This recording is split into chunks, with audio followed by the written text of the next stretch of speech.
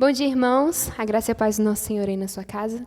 E vamos louvar o Senhor, começar o dia de uma maneira diferente. Amém.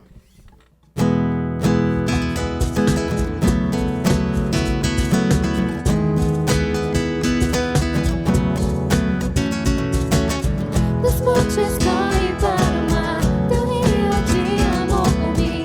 Eu abrirei meu coração, deixando a tua cor entrar. Me alegro por te pertencer, levantarei as minhas mãos. O teu amor me alcança e me faz louvar-te. Cantarei teu amor pra sempre. Cantarei teu amor pra sempre. Cantarei teu amor pra sempre.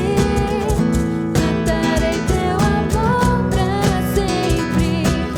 Dos montes corre para o mar, teu rio de amor por mim.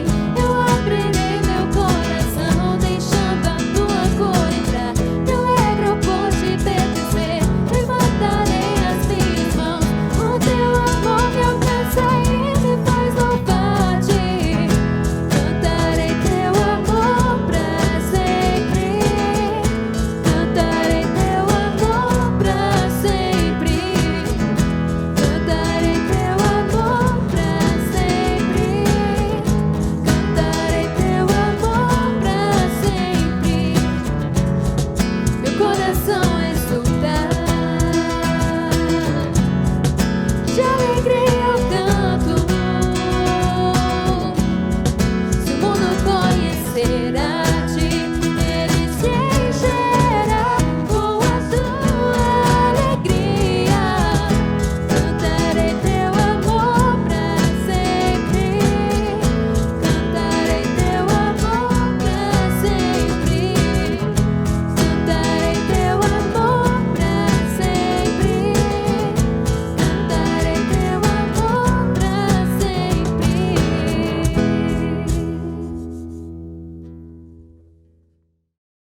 Meus irmãos e irmãs, a graça e a paz do nosso Senhor e Salvador Jesus Cristo seja sobre todos nós nessa manhã.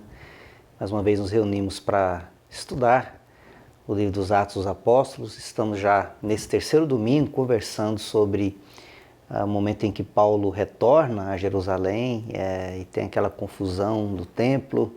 Os irmãos devem se lembrar.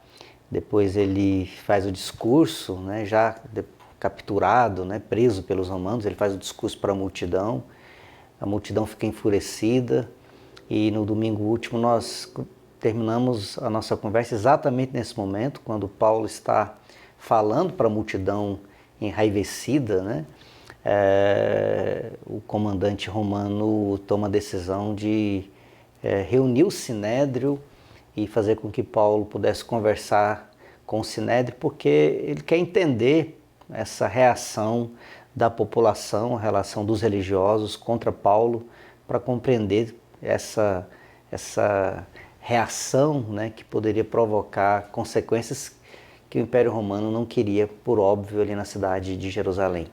Mas antes de nós lermos o texto e estudarmos o texto, vamos orar pedindo ao Senhor que nos abençoe e possa trazer do seu Espírito Santo clareza ao nosso entendimento, à nossa vida, daquilo que Ele tem para nós. Obrigado, Deus bendito, pelo Teu grande amor por nós. Obrigado pela Tua palavra, Senhor, na nossa vida. Palavra que o Senhor nos dá para alimentar a nossa fé, para reacender, ó Deus, nosso amor por Ti, o nosso compromisso com a Tua verdade.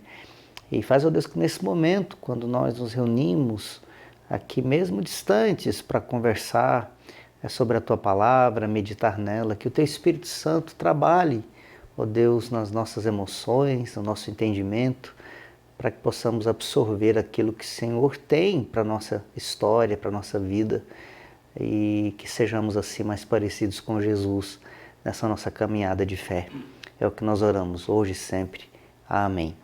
Pois bem, hoje nós leremos Atos dos Apóstolos, capítulo 23, de 1 a 10, momento em que Paulo agora está reunido, né, com os sacerdotes do Sinédrio, a pedido, né, sob as ordens, melhor dizendo, do comandante Lísias, né, do Império Romano, que queria entender o motivo pelo qual os judeus estavam se revoltando tanto contra a presença de Paulo em Jerusalém. Versículo 1, Paulo, fixando os olhos no sinédrio, disse: meus irmãos, tenho vivido até o dia de hoje com a consciência limpa diante de Deus.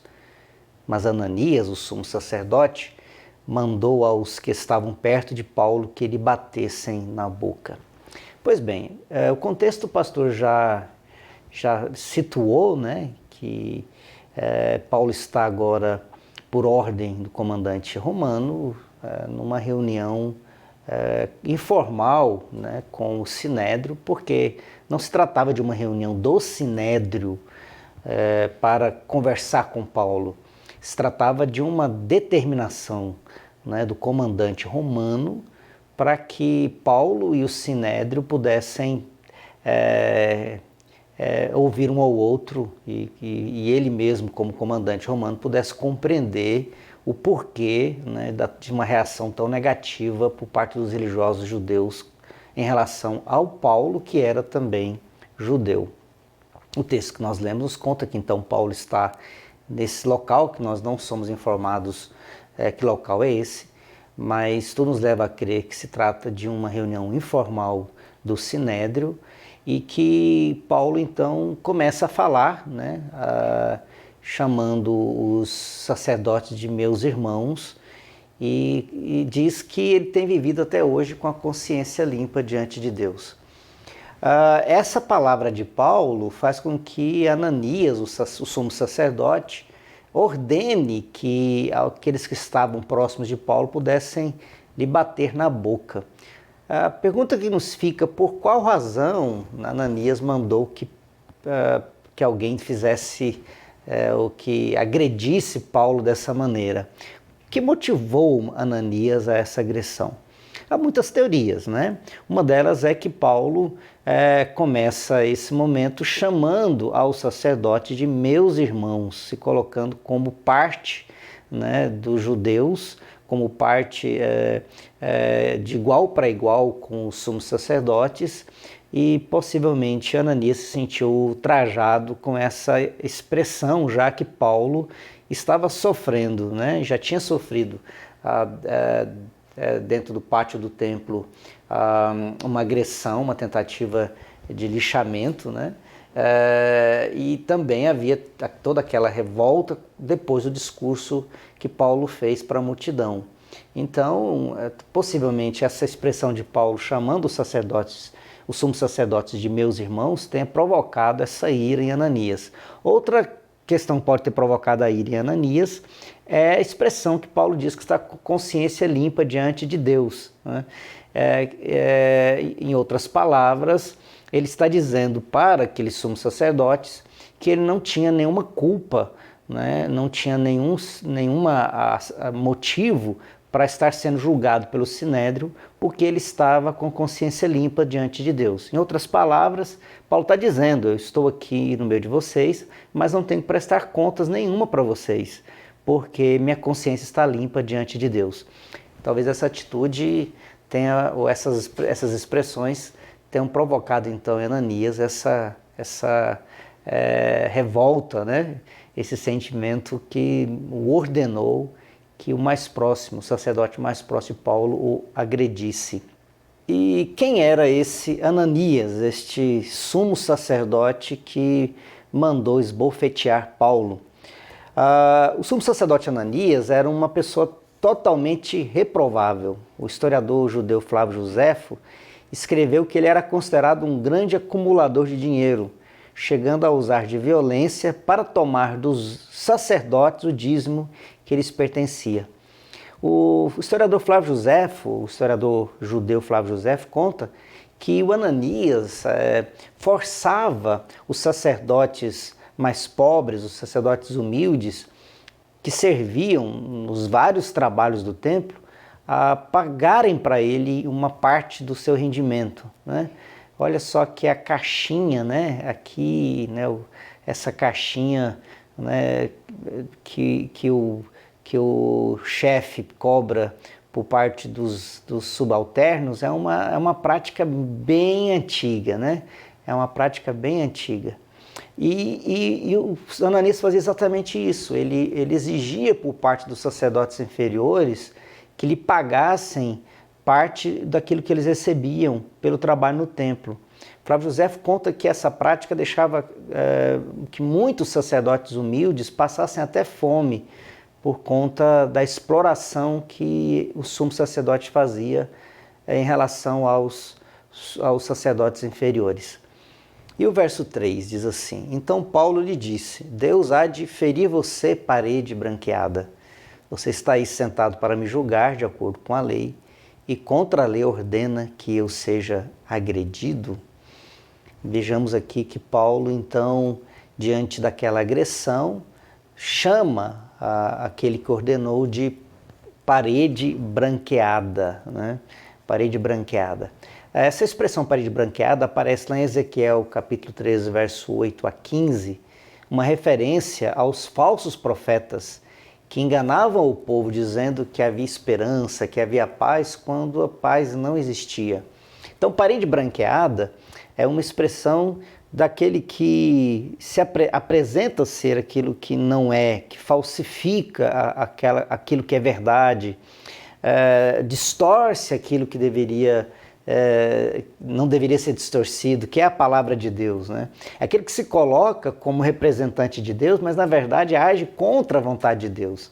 É um hipócrita. Jesus falou isso a respeito dos fariseus, que eles eram como sepulcros caiados, né?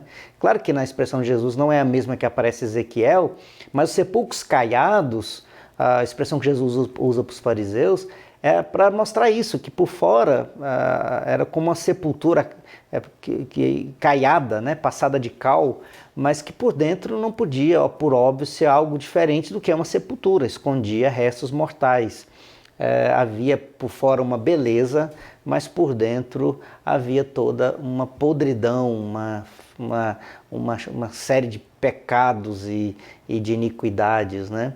E é nesse sentido que Paulo age, né, da mesma maneira com que Jesus agiu em relação aos falsos profetas, aqueles que se colocavam de acordo com a vontade de Deus, ou se achando de acordo com a vontade de Deus, mas fazendo coisas contra a vontade de Deus.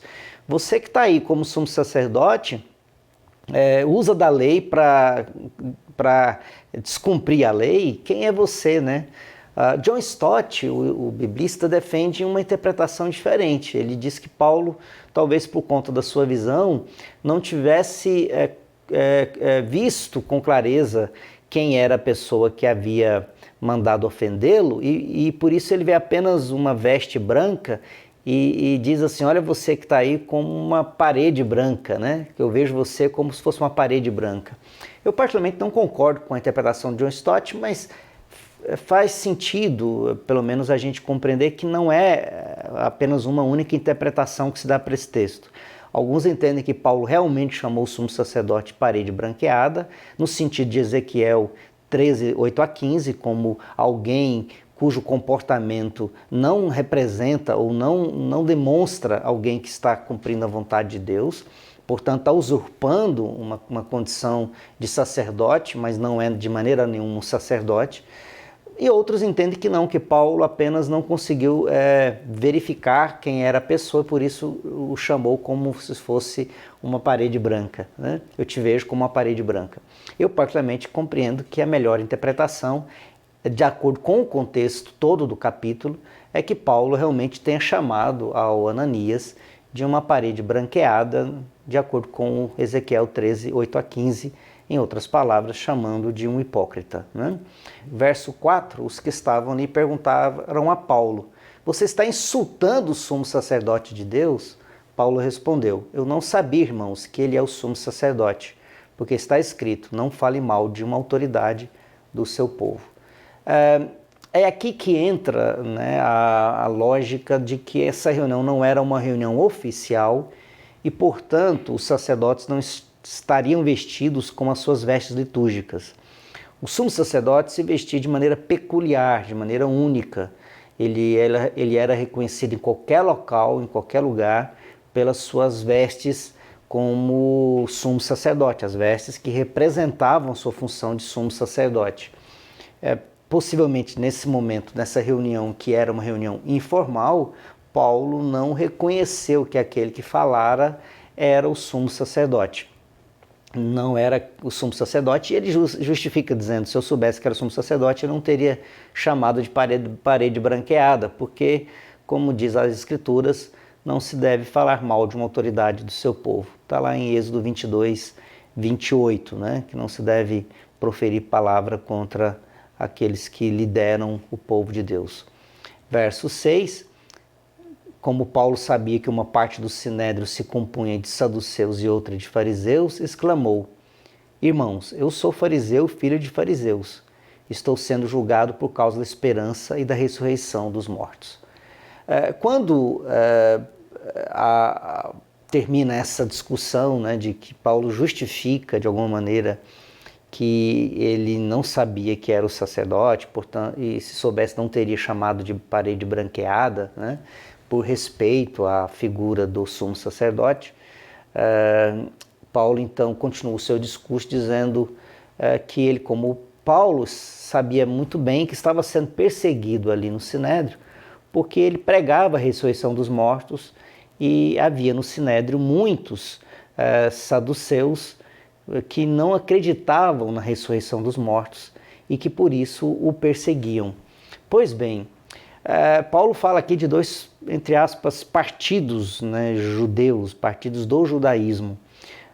No tempo de Jesus nós tínhamos, né, vários grupos religiosos que compunham a religião judaica, né? Você tinha os fariseus, que é o grupo mais conhecido, que era o grupo dos puristas, né? Daqueles que pregavam uma moral muito rígida e um legalismo muito, muito rígido com relação ao cumprimento da lei do Antigo Testamento.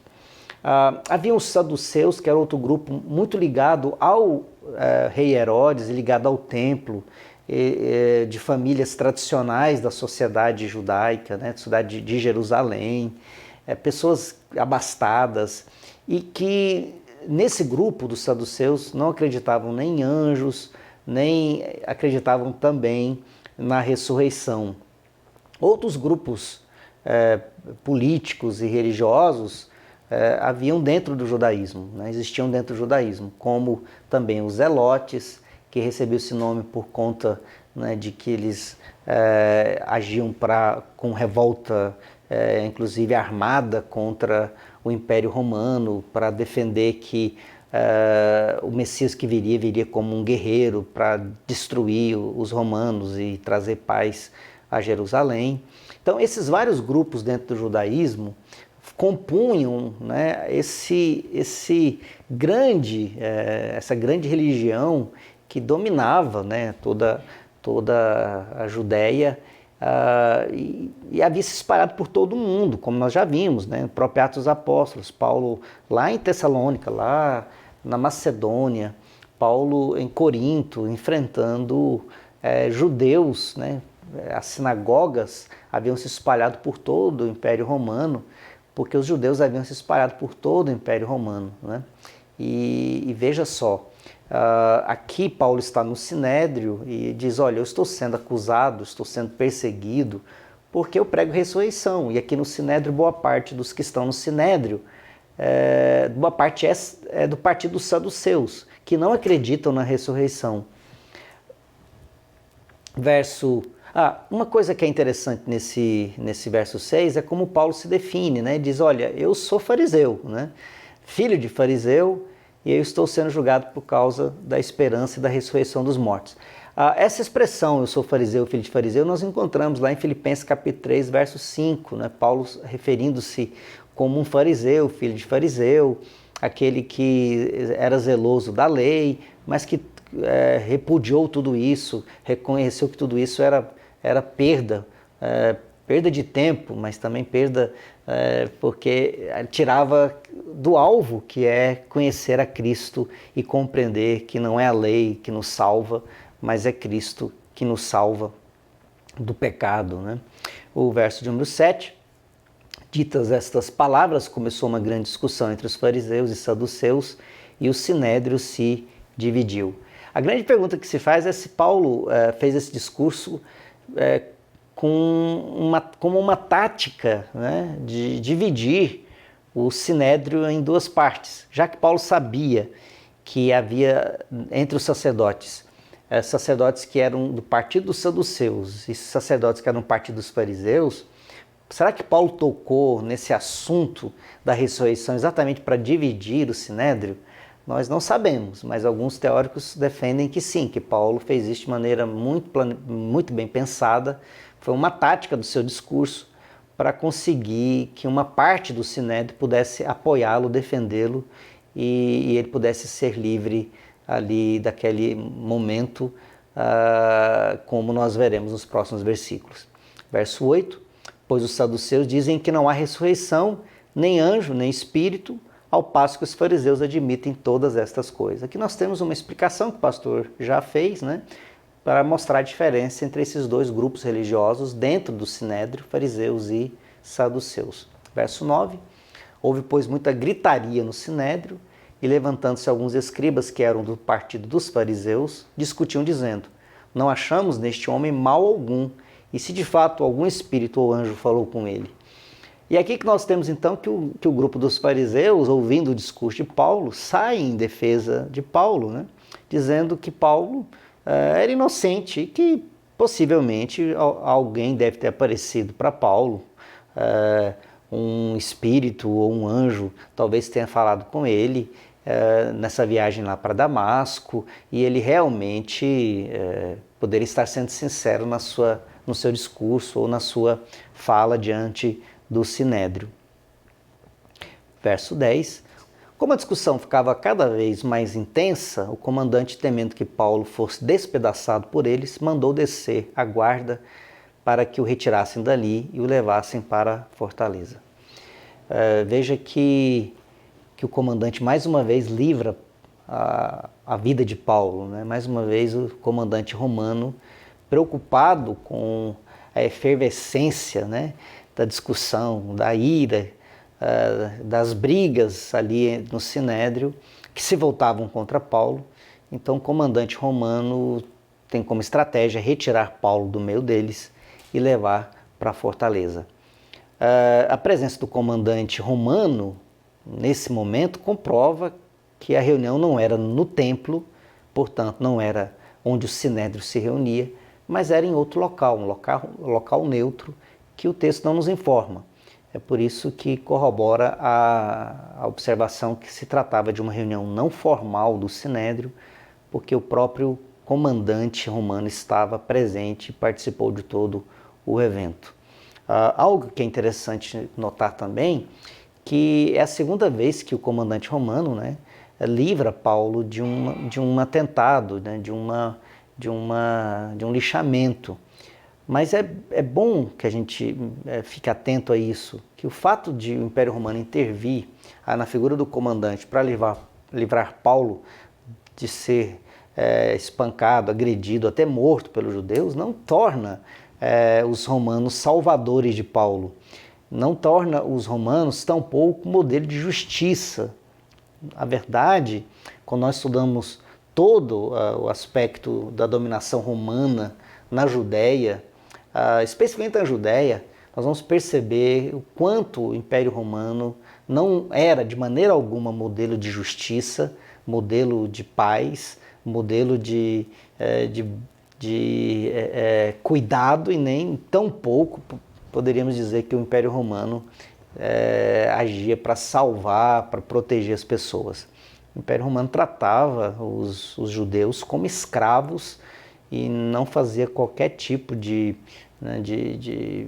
ou não colocava nenhuma dificuldade para sacrificar, para matar, para condenar a crucificação ou de qualquer outro meio penoso, simplesmente porque os romanos assim agiam em todo o mundo, né? O Império Romano se transformou no grande império porque a violência precedia, né, os seus atos. Era pela violência, pelo medo, que o Império Romano impôs a sua força em todo o mundo.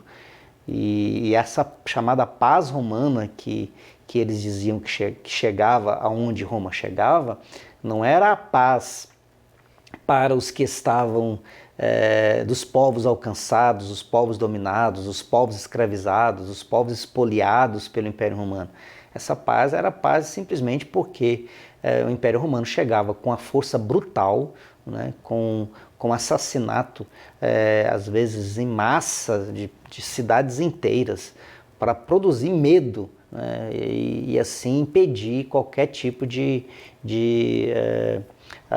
reação contra o Império Romano, qualquer tipo de reação contra a dominação romana. Mas vamos olhar para esse texto e perceber o que ele tem para a nossa vida. Primeiro, assim como Jesus, Paulo respondeu com severas críticas à hipocrisia religiosa. Usar a vontade de Deus para praticar atos contra a vontade de Deus é realmente inaceitável.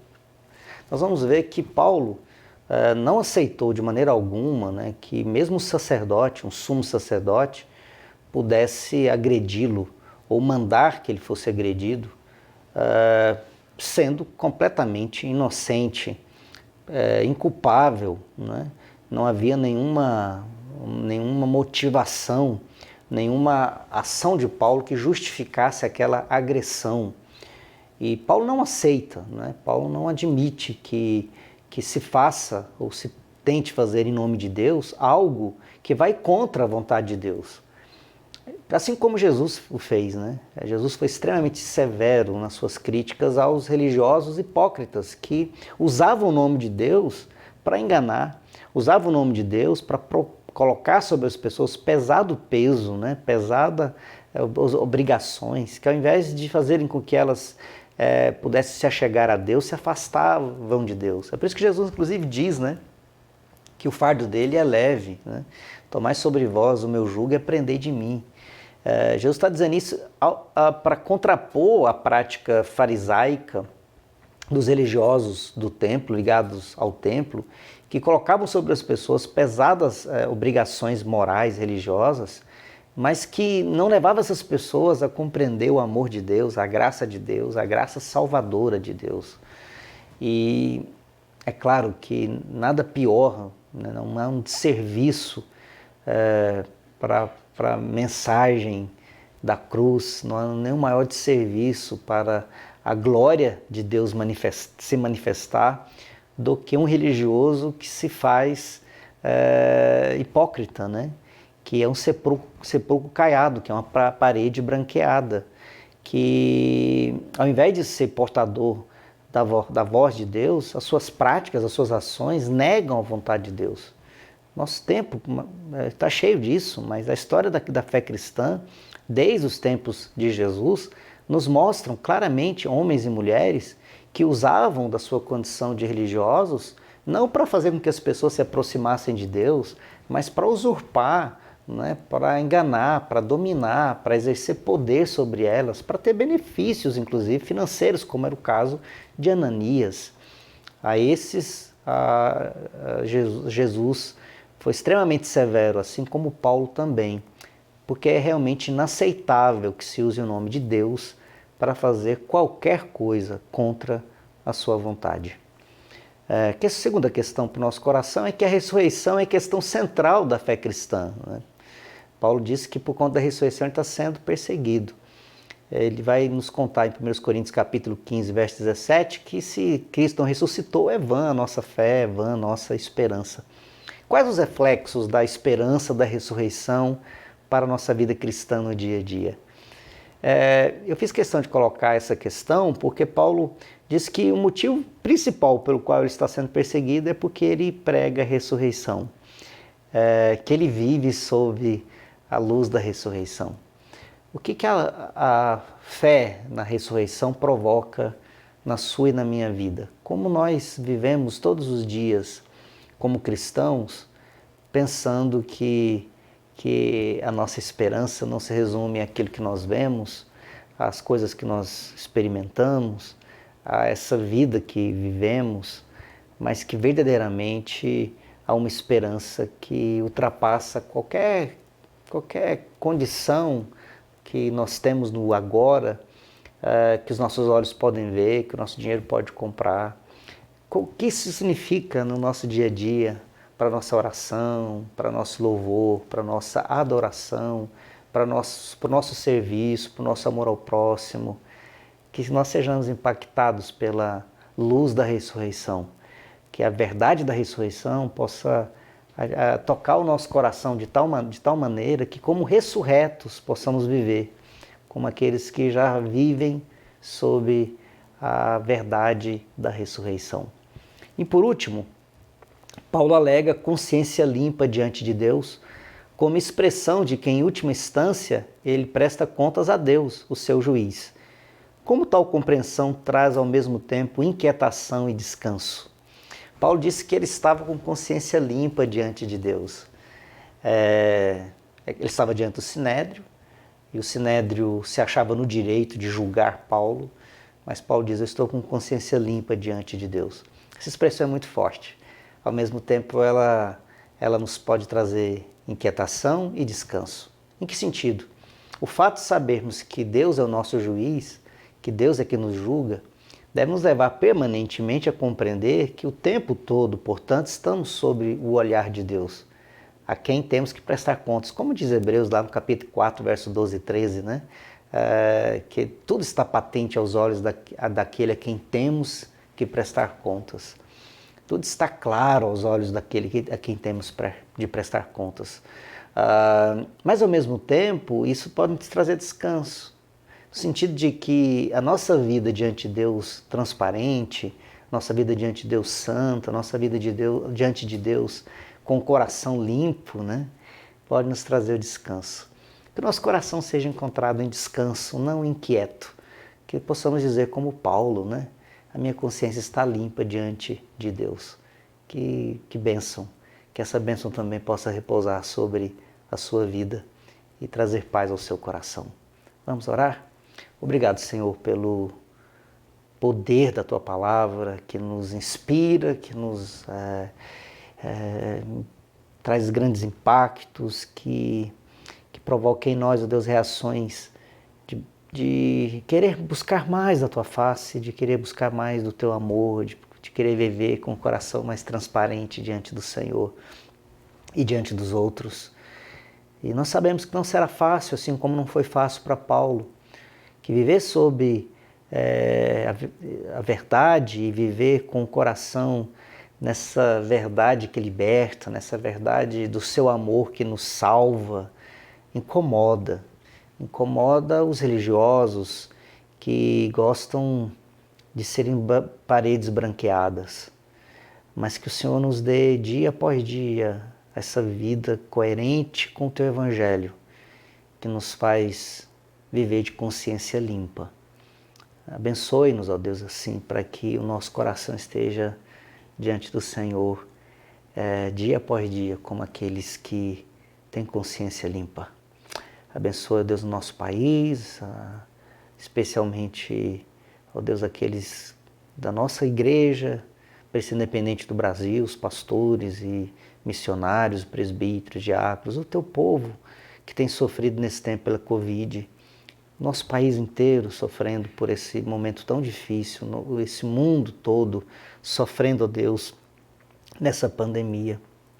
Que haja consciência da responsabilidade de cada um no cuidado com o outro, no uso, ó Deus, da máscara, mas que o Senhor também possa abençoar para que essa vacina, as vacinas que estão sendo produzidas, nós oramos por isso, que elas agora possam se multiplicar e que pessoas e milhares e todas as pessoas possam ser vacinadas e a gente possa, ó Deus, ser livre dessa pandemia que tem acabado com tantas vidas, tem destruído tantas vidas, que tem também consumido a riqueza de tantas nações, que tem trazido tanta miséria. Deus, pedimos que o Senhor possa abençoar assim a nossa nação, abençoando o Deus eterno, especialmente os nossos irmãos e irmãs que estão enlutados e que estão enfrentando essa enfermidade. Que a bênção do Senhor possa repousar sobre cada família, agora, nesse momento, hoje e sempre. Em nome de Jesus que nós oramos. Amém.